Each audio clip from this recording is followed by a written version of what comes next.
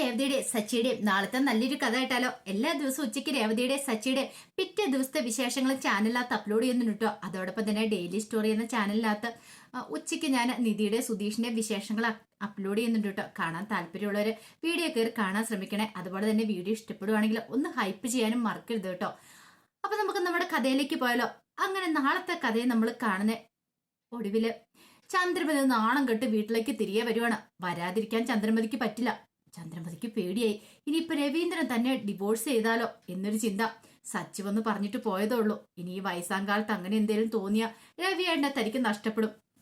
ചിലപ്പോ രവിയേട്ടനെ വേറെ കല്യാണം കഴിക്കാനായിട്ട് വീട്ടുകാരൻ നിർബന്ധിക്കുകയും ചെയ്യും, രവിയേട്ടന്റെ അമ്മ. അതൊക്കെ ഓർത്ത് കഴിഞ്ഞപ്പോ ചന്ദ്രമതിക്ക് അവിടെ ഇരിക്കാൻ പറ്റുമോ? അങ്ങനെ ചന്ദ്രമതി ഒടുവിൽ വീട്ടിലേക്ക് തിരികെ വന്ന് ചന്ദ്രമതി വലിയ ആളും കളിച്ചിരിക്കുവാണ്. ഈ സമയത്ത് രവീന്ദ്രൻ ചോദിച്ചു, എന്താ ചന്ദ്രേ, പെട്ടെന്ന് ഇങ്ങോട്ട് പോരാൻ തോന്നാൻ കാരണം എന്താ? ഞാൻ വന്ന് പറഞ്ഞിട്ടും നീ ഇങ്ങോട്ടേക്ക് വരാൻ കൂട്ടാക്കിയില്ലോ എന്ന് ചോദിച്ചു. എനിക്കിപ്പോ ഇങ്ങോട്ടേക്ക് വരാൻ തോന്നി. ഒരു ഒഴുക്കം മട്ടിലാണ് ചന്ദ്രമതിയുടെ സംസാരം.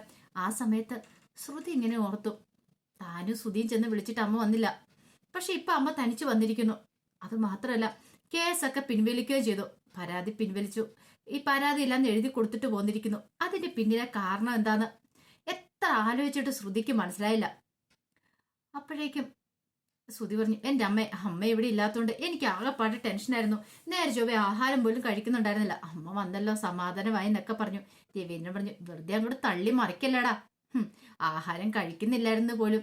നിനക്ക് എങ്ങനെ ഇങ്ങനെയൊക്കെ പറയാൻ തോന്നുന്നു ചോദിച്ചു. സച്ചി പറഞ്ഞു, എന്റെ അച്ഛ അവനല്ലേ, അവൻ ഇതിലപ്പുറം പറയൂന്ന് പറഞ്ഞു. ആ സമയത്ത് ശ്രുതി ചോദിച്ചു, അല്ലമ്മേ, അമ്മ എന്തിനാ പരാതി പിൻവലിച്ചേ? അമ്മ ഇത്ര പെട്ടെന്ന് പരാതി ഒന്നും പിൻവലിക്കുന്ന ഞങ്ങൾ പ്രതീക്ഷിച്ചില്ല എന്ന് പറഞ്ഞു.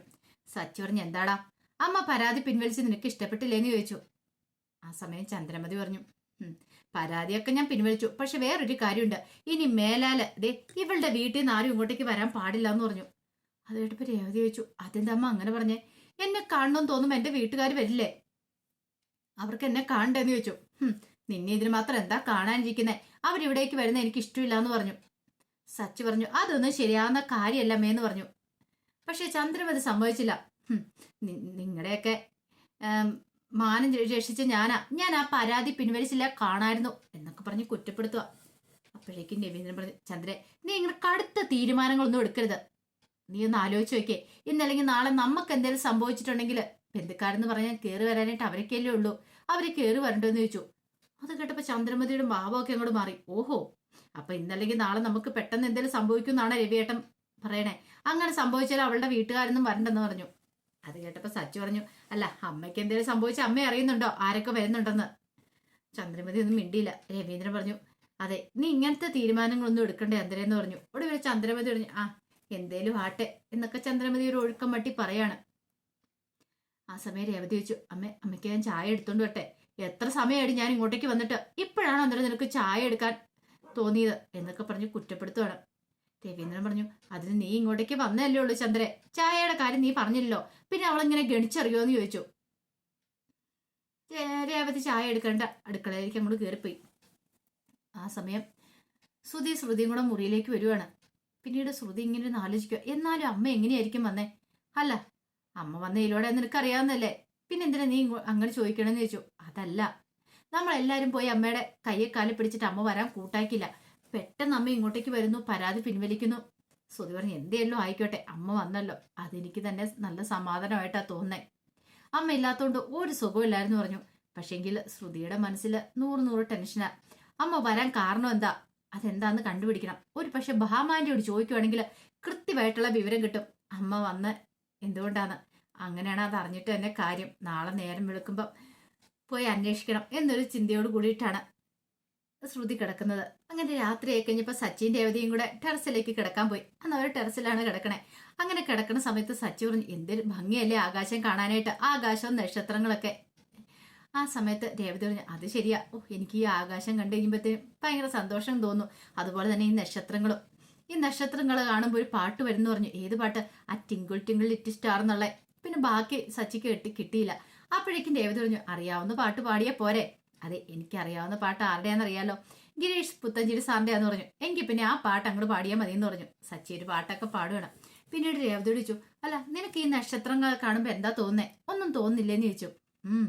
നക്ഷത്രങ്ങളൊക്കെ കാണുമ്പോൾ എനിക്ക് തോന്നുന്നത് ആ നക്ഷത്രങ്ങളെല്ലാം പണമായിരുന്നെങ്കിൽ, പണമോ അതേന്നെ, ആ നക്ഷത്രങ്ങളെല്ലാം പണമായിട്ട് താഴേക്ക് വരുമായിരുന്നെങ്കിൽ നമുക്ക് നമ്മുടെ കടങ്ങളൊക്കെ വീട്ടായിരുന്നല്ലേ എന്ന് ചോദിച്ചു. അത് കേട്ട് കഴിഞ്ഞപ്പോഴത്തേനും സച്ചി പറഞ്ഞു, ശേ, നല്ലൊരു റൊമാൻറ്റിക് മൂടി വന്ന അവളൊന്ന് നശിപ്പിച്ചെന്ന് പറഞ്ഞു. എന്ത് പിന്നെ ഞാൻ സന്തോഷിച്ചിരിക്കുന്ന സമയത്താണ് ഈ പണത്തെക്കുറിച്ചൊക്കെ പറയണേ. അതല്ല സച്ചേട്ടാ, നമുക്ക് കുറച്ച് കടങ്ങളും കാര്യങ്ങളൊക്കെ ഉണ്ടല്ലോ, കുറച്ച് പൈസ കിട്ടുവാണെങ്കിൽ നമ്മുടെ കടം വീട്ടാലോ.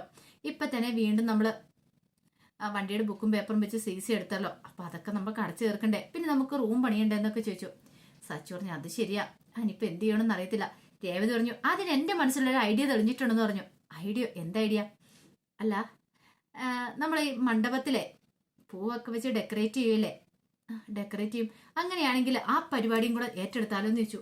ഡെക്കറേഷനോ? അതേനെ, ഈ മണ്ഡപത്തിലൊക്കെ നമ്മൾ പോയി ചോദിക്കണം, അവിടെ പൂവൊക്കെ വെച്ച്, ഇപ്പം ഞാൻ പൂ കെട്ടുന്നുണ്ടല്ലോ, പൂ എടുക്കുന്നുണ്ടല്ലോ, അങ്ങനെയാണെങ്കിൽ അതൊക്കെ വെച്ച് ഡെക്കറേറ്റ് ചെയ്യുന്ന ആ ജോലി, അതിന് നിനക്ക് ഡെക്കറേഷൻ അറിയാവോ? അത്യാവശ്യമൊക്കെ കണ്ടിട്ടൊക്കെ ഉണ്ട്. അങ്ങനെയാണെങ്കിൽ നമ്മൾ 1-2 ഫോട്ടോസും കാര്യങ്ങളൊക്കെ എടുക്കണം ഡെക്കറേറ്റ് ചെയ്യുന്നതിൻ്റെ. അങ്ങനെ അത് കൊണ്ടേ കാണിച്ചിട്ട് ഓരോ മണ്ഡപത്തിലും ചെന്നിട്ട് ഒരു ഡെക്കറേഷൻ ആളെ ആവശ്യമുണ്ടോ, കാരണം വരുന്ന കല്യാണ പാർട്ടികളോട് അവർ സംസാരിക്കുമല്ലോ, അങ്ങനെയാണെങ്കിൽ നമുക്ക് ഡെക്കറേഷൻ കിട്ടുമല്ലോ എന്ന് പറഞ്ഞു. അങ്ങനെ കുറച്ച് പൈസ അങ്ങനെ ഉണ്ടാക്കുമല്ലോ എന്ന് പറഞ്ഞു. അത് കേട്ടപ്പോൾ സച്ചി പറഞ്ഞു, കൊള്ളാം, സൂപ്പർ ഐഡിയ ആയിട്ടുണ്ട്, കൊടുക്ക എന്ന് പറഞ്ഞു. അങ്ങനെ സച്ചിക്ക് രേവതിക്ക് സന്തോഷമായി. അങ്ങനെ ഈ പൂ കിട്ടുന്നത് മാത്രം പോരല്ലോ, എന്തെങ്കിലും വേറൊരു സൈഡ് ബിസിനസ്സും കൂടെ തുടങ്ങണമെന്ന് രേവതിക്ക് ആഗ്രഹം ഉണ്ടായിരുന്നു. രേവതിയുടെ ആഗ്രഹത്തെ നിരുത്സാഹപ്പെടുത്തിയില്ല സച്ചി, കൂടെ നിൽക്കുകയാണ് ചെയ്തത്. പിറ്റേ ദിവസമായി കഴിഞ്ഞപ്പോൾ ശ്രുതി നേരത്തെ തന്നെ എഴുന്നേറ്റു, നേരെ ഭാമയുടെ വീട്ടിലേക്ക് വെച്ച് പിടിക്കുകയാണ്. അങ്ങനെ അവിടെ ചെന്ന് കഴിഞ്ഞപ്പോഴത്തേനും ഭാമ പറഞ്ഞു, ഞാൻ മോളോ കയറി വരാൻ പറഞ്ഞു. അല്ലാണ്ടി ആന്റി വല്ല തിരക്കിലുമായിരുന്നു. എന്ത് ചെയ്യാൻ എൻ്റെ മോളെ, ജോലിക്കാർ 2 ദിവസമായിട്ട് വരുന്നില്ല, അതുകൊണ്ട് വീട്ടു ജോലികളൊക്കെ ഞാൻ തനിച്ച് ചെയ്യണമെന്ന് പറഞ്ഞു. ഓ, അപ്പൊ ആന്റിക്ക് ഭയങ്കര കഷ്ടപ്പാടല്ലേ? അതെ, ആരെങ്കിലും സഹായിക്കാനുണ്ടോ മോളെ? എന്ത് ചെയ്യാനാ, ഞാൻ ഒറ്റയ്ക്ക് ചെയ്യണ്ടേന്നൊക്കെ ചോദിച്ചു. അതുകൊണ്ട് ഭയങ്കര സ്ട്രെസ്സാന്ന് പറഞ്ഞു. ആണോ ആന്റി, എന്നൊരു കാര്യം ചെയ്യാം, ഇവിടെ ഇരിക്കുക, ആന്റിക്ക് ഞാൻ ഹെഡ് മസാജ് ഒക്കെ ചെയ്തു തരാന്ന് പറഞ്ഞു. ഓ, എത്ര നാളായി ഇന്ന് ചെയ്ത് തന്നിട്ട്. അതെങ്ങനെയാ, നീ ചന്ദ്രയുടെ മരുമകളായതിനു ശേഷം ചന്ദ്രൻ നിന്നെ ഇങ്ങോട്ടേക്ക് പറഞ്ഞു വിടുന്നു പോലും ഇല്ലല്ലോ. നിന്നെപ്പോലൊരു മരുമകളെ കിട്ടാന്ന് പറഞ്ഞാൽ ഭാഗ്യം ചെയ്യണം. ഞാനാണ് കാര്യം പറഞ്ഞ നിന്നെ ആ വീട്ടിലേക്ക് പറഞ്ഞു വിട്ടത്. പക്ഷെ ചന്ദ്രയ്ക്കാണെങ്കിൽ നീ ഇങ്ങോട്ടേക്ക് ഇടയ്ക്കിടയ്ക്ക് വരുന്നൊന്നും ഇഷ്ടമില്ലോ എന്നൊക്കെ പറഞ്ഞു. അത് കേട്ടുകഴിഞ്ഞപ്പം ഒരു നിമിഷം ഒന്ന് ആലോചിച്ച് ശ്രുതി, എങ്ങനെയെങ്കിലും ഇവരെ കയ്യിലെടുക്കണമല്ലോ. പിന്നീട് ശ്രുതി പറഞ്ഞു, ശരിക്കും പറഞ്ഞാൽ ഇങ്ങോട്ടേക്ക് വരണമെന്ന് എനിക്ക് ആഗ്രഹമൊക്കെ ഉണ്ട്, പക്ഷേങ്കിൽ ആന്റിക്ക് എന്ന് അറിഞ്ഞിട്ടുണ്ട് അത്രയ്ക്ക് കൊണ്ട് ഇഷ്ടപ്പെടത്തില്ല, അതുകൊണ്ടാണ് ഞാൻ വരാതിരിക്കുന്നത്. പിന്നെ ഭാമാന്റിയെ പോലെ ഒരു അമ്മയെ കിട്ടുക എന്നൊക്കെ പറഞ്ഞ് അതൊരു ഭാഗ്യം തന്നെയാ. ശരിക്കും ആന്റി എന്തൊരു പാവന്നൊക്കെ പറഞ്ഞു. അത് കേട്ടപ്പോൾ ഭാമ പറഞ്ഞിട്ട് കാര്യമില്ല മോളെ, എനിക്കൊരു ഒറ്റ മോനാ. അവന്റെ കല്യാണം കഴിഞ്ഞ് കഴിഞ്ഞപ്പോഴത്തേനും ഭാര്യ അവനെ വിളിച്ചോണ്ട് അങ്ങോട്ട് പോയി. എന്നോടൊപ്പം താമസിക്കാൻ ബുദ്ധിമുട്ടാണ് പോലും. അതിന് മാത്രം ഞാൻ ഇന്നുവരെ ആരോടും ഒന്നും ചെയ്തിട്ടില്ല. നമ്മളെ ആർക്കും വേണ്ട, ഒരു പ്രായം കഴിഞ്ഞ പിന്നെ ഇങ്ങനെയൊക്കെയാന്ന് പറഞ്ഞു. അത് കേട്ടപ്പം ശ്രുതി പറഞ്ഞു, വിഷമിക്കൊന്നും വേണ്ട ആന്റി. അല്ല, ആന്റിക്ക് നല്ല സ്ട്രെസ് ഉണ്ടോന്ന് തോന്നല്ലോ. എന്ത് ചെയ്യാനാ, എൻ്റെ ഭാഗത്ത് എൻ്റെ വീട്ടുകാരുടെ ഇത് വെച്ച് എനിക്ക് നല്ല സ്ട്രെസ് ഉണ്ട്. ആ സമയത്താണ് ചന്ദ്രമതി ഓരോ കാര്യങ്ങളായിട്ട് വരുന്നത്. ചന്ദ്രമതിയുടെ കാര്യത്തിൽ വീണ്ടും ഞാൻ ടെൻഷൻ അടിക്കും. ഇപ്പൊ തന്നെ കണ്ടില്ലേ, ഒരു പ്രശ്നം തീരുമ്പോൾ ഓരോ പ്രശ്നമായിട്ട് ഇങ്ങോട്ടേക്ക് വന്നോളൂ. ഭാഗ്യം ഇപ്പോൾ ഒരു പ്രശ്നം തീർന്ന് അങ്ങോട്ട് പോയതേ ഉള്ളൂ. ചന്ദ്രമതി എന്താണെങ്കിലും ആ ശരത്തിന്റെ കേസ് പിൻവലിച്ചു, അതുകൊണ്ട് ഒരു ടെൻഷൻ ഒഴിവായി കിട്ടിയെന്ന് പറഞ്ഞു. അപ്പോഴേക്ക് ശ്രുതി പറഞ്ഞു, ആ അത് ഞാനും ആലോചിച്ചായിരുന്നു ആന്റി. അല്ല, എന്ത് പറ്റി എൻ്റെ അമ്മായിമ്മയ്ക്ക് പെട്ടെന്ന് ആ കേസൊക്കെ പിൻവലിക്കാൻ കാരണം എന്താ? അങ്ങനെ പിൻവലിക്കേണ്ടതായിരുന്നില്ലല്ലോ. അങ്ങനെ ആന്റി ക്ഷമിച്ചു കൊടുക്കുന്ന ആളൊന്നും അല്ലോ എന്ന് പറഞ്ഞു. അപ്പോഴേക്കും ഭാമ പറഞ്ഞു, വെറുതെ ഒന്നുമല്ലോ, 2 ലക്ഷം രൂപ കിട്ടിയിട്ടല്ലേന്ന് ചോദിച്ചു. അത് കേട്ടപ്പം ശ്രുതി ചോദിച്ചു, എന്താ പറഞ്ഞേ, 2 ലക്ഷം രൂപയോ? ഒന്നുമില്ല, ഞാനിതിങ്ങനെ വേറെ എന്തോ ആലോചിച്ചോണ്ടിരിക്കുന്ന സമയത്ത് പെട്ടെന്ന് പറഞ്ഞു പോയതാന്ന് പറഞ്ഞു. അപ്പോഴേക്കും ശ്രുതി മസാജൊക്കെ അങ്ങ് നിർത്തി. എന്നിട്ട് പറഞ്ഞു, എന്നോട് സത്യം പറ ആന്റി, മാമ ആന്റി എന്നോട് കള്ളത്തരം പറയില്ല, എന്നെ മോളെ പോലെ കാണുന്നെന്നൊക്കെ പറയുന്നതല്ലേ, എന്നിട്ടാണോ ആന്റി എന്നോട് കള്ളത്തരം പറയണേ? ആന്റി എന്തോ ഒരു സത്യം പറയാൻ വന്നാ, സത്യം മാത്രം എന്നോട് പറ, എന്നോട് കള്ളത്തരം പറയണ്ടെന്ന് പറഞ്ഞു. ഒടിയിൽ ഭാമ പറഞ്ഞു, മോൾ ആരോടും ചെന്ന് പറയാതിരിക്കുവാണെങ്കിൽ ഞാൻ പറയാം, കാര്യം എന്താ വെച്ചാൽ പറ. അതെ, ചന്ദ്രമതിയെ കാണാനായിട്ട് വക്കീൽ വന്നിട്ടുണ്ടായിരുന്നു. എന്നിട്ടോ വക്കീൽ 2 ലക്ഷം രൂപ ചന്ദ്രമതിക്ക് കൊടുത്തെന്ന് പറഞ്ഞു. 2 ലക്ഷം രൂപയാ? അതെ, 2 ലക്ഷം രൂപ ചന്ദ്രമതിക്ക് കൊടുത്തു, കേസ് പിൻവലിക്കാൻ വേണ്ടിയിട്ട്, പരാതിയില്ലെന്ന് എഴുതി കൊടുക്കാൻ വേണ്ടിയിട്ട്. ഓഹോ, അങ്ങനെ, അപ്പൊ അതുകൊണ്ടാണ് അമ്മ ഈ കേസ് പിൻവലിച്ചിരിക്കുന്നത്. ഇപ്പോഴല്ലേ കാര്യം മനസ്സിലാകുന്നേ. പിന്നീട് ഭാമ പറഞ്ഞു, ഞാൻ പറഞ്ഞതായിട്ട് പറയരുത് കേട്ടോ. ഇല്ല ആന്റി, ഞാൻ പറയത്തില്ല എന്ന് പറഞ്ഞു. മോളെ, ആ പണം കിട്ടിയത് കൊണ്ട് മാത്ര. പക്ഷേങ്കിൽ ശ്രുതി പറഞ്ഞു, പക്ഷെ എനിക്കത് അത്ര അങ്ങോട്ട് വിശ്വാസം വരുന്നില്ല. 2 ലക്ഷം രൂപയൊക്കെ വക്കീൽ കൊണ്ട് കൊടുക്കാന്ന് പറഞ്ഞാൽ മോൾക്ക് സംശയമാണ്, വാ കാണിക്കാന്നും പറഞ്ഞോണ്ട് ശ്രുതിയും കൂട്ടിക്കൊണ്ട് നേരെ മുകളിലത്തെ മുറിയിലേക്ക് ചെല്ലുവാണ്. പിന്നീട് അവിടെ ഇരുന്ന് കീ ഒക്കെ എടുത്തു അലമാര തുറക്കുവാണ്. അപ്പൊ ശ്രുതി അതെല്ലാം നോക്കുന്നുണ്ടായിരുന്നു, എവിടെ കീ ഇരിക്കുന്നതെന്നൊക്കെ. അങ്ങനെ അലമാര തുറന്ന് അതിനകത്തുനിന്ന് 2 ലക്ഷം രൂപ എടുത്ത് കാണിക്കുക. ഇത് കണ്ടോ ഈ പൈസ. ചന്ദ്രവതി വീട്ടിലേക്ക് കൊണ്ടുപോയില്ല. വീട്ടിൽ കൊണ്ടുവന്നിട്ടുണ്ടെങ്കിൽ രവിയേട്ടൻ ചോദിക്കില്ലേ പൈസ എവിടുന്നാന്നൊക്കെ, അതുകൊണ്ട് ഇവിടെ വെച്ചിട്ട് പോയത്, പിന്നെ എടുത്തോളാന്നൊക്കെ പറഞ്ഞു. ആഹാ, അത് കൊള്ളാലോ, ഇപ്പൊ എനിക്ക് വിശ്വാസമായെന്ന് പറഞ്ഞു. അതാ മോളെ ശരിക്കും സംഭവിച്ചേ, അല്ലെങ്കിൽ ചന്ദ്ര പരാതി പിൻവലിക്കും തോന്നുന്നുണ്ടോ?